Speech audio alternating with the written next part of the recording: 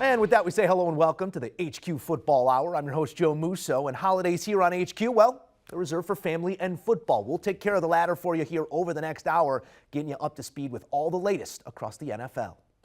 Cleveland Browns quarterback Deshaun Watson remains at the center of the conversation. His availability this coming season squarely in question.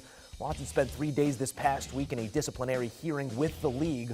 Both parties now awaiting the ruling that's expected to be delivered in the coming days. Watson's expectation is that he may be suspended for a substantial portion of the coming season, with a season-long ban not off the table as well. This all comes in response to the 24 civil lawsuits levied against Watson alleging sexual misconduct. 20 of those suits have since been settled.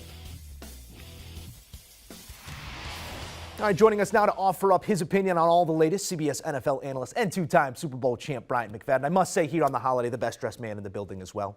B-Mac, the Browns, they assumed that risk that came along with Watson, and now it appears that there will be a price to pay as we await the official ruling. I can't help but ask why the Browns did not do their due diligence, and if they did, why did they assume the risk to the tune of $230 million guaranteed? Well, I think they did their due diligence, and when you look at the contractual agreement between Deshaun and the Cleveland Browns, that's why he's only set to receive $1 million this year in 2022, because they believe he will be suspended this upcoming season. So they were able to, basically backload the contract, to say the least, to make sure this deal was sweet for Deshaun Watson.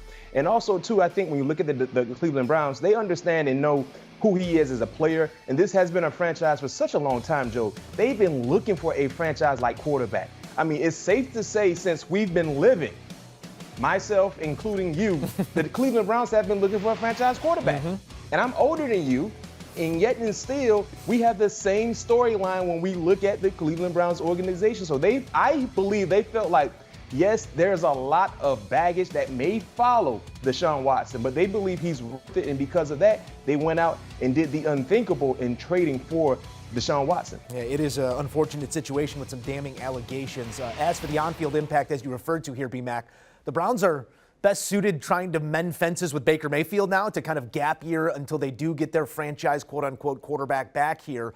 Baker was essentially discarded heading into the final year of his rookie deal with Cleveland. Mac, how should Cleveland as a front office be approaching Baker right now? Do you offer him the stage again to prove himself with the starting job, or do they move forward trying to deal him with really no leverage on their side right now? Oh, man, me personally, I think when Baker Mayfield is healthy, if you don't have Deshaun Watson, he probably gives them the best option in winning ball games. But we know Baker Mayfield, he's a guy that not necessarily loves to hold grudges, but he holds grudges. And seeing how they handled his entire process up into the moment of signing Deshaun Watson, you better believe there's an ill taste in Baker Mayfield's mouth for the Browns organization. So me personally, I would get on my knees and start begging like Keith Sweat, Baker, please, please, please come back for this 1 year and establish leverage for yourself if you go out and play outstanding football, because the market would be more intense for you if that was to happen compared to what it is now. But I don't think the Browns are willing to do that. I don't think they want to beg like Keith Sweat. I think they feel like, you know what, Baker Mayfield, this relationship has gone its course. Let's go our opposite directions. You go this way, we go this way. And I think the Browns are willing to rock and roll with Jacoby Brissett, who is listed as a number 2 quarterback on their depth chart right now, currently behind Deshaun Watson. If Brissett's your 1, you're going to need a 2 as well, because he has been unable to stay healthy when he has gone into that starting role, and that would be the answer to the stopgap in that situation. We'll see what Baker does, because it is a platform. He needs to prove it, still put some things on tape, as you said, gain some leverage for his camp as he tries to move forward with his career. Let's talk about what it means in the context of the AFC North. I mean, you got the defending conference champions, you got a head coach in Pittsburgh that's established really a 9-win floor, and then a Ravens team that I'm not sure anybody wants to see. So who do you give the edge right now in the division? I mean, I think it's safe to say. Just do it. Go ahead. Without betting, without the odds being involved, it's a 2-team race right now, right? With the Cincinnati Bengals and the Baltimore Ravens, especially if the Ravens, if they're healthy, with an MVP quarterback in Lamar Jackson. But when it comes to juice, and Joe, I love juice. You love juice as well. Sell me. When it comes to trying to put money in your pocket, the best value is the Pittsburgh Steelers. It is. And here's why. Here's why, Joe. I know you're handling this interview. It's not an interview, but this segment. So you're asking me the questions. Let me ask you a question, Joe. let me be the guy that's going to interview you. Who has the best defense in that division? I think it goes without saying, the Pittsburgh Steelers. Who has the best head coach in that division? One played in the Super Bowl a year ago, but I'll still give it to the Pittsburgh Steelers with the sample size much larger.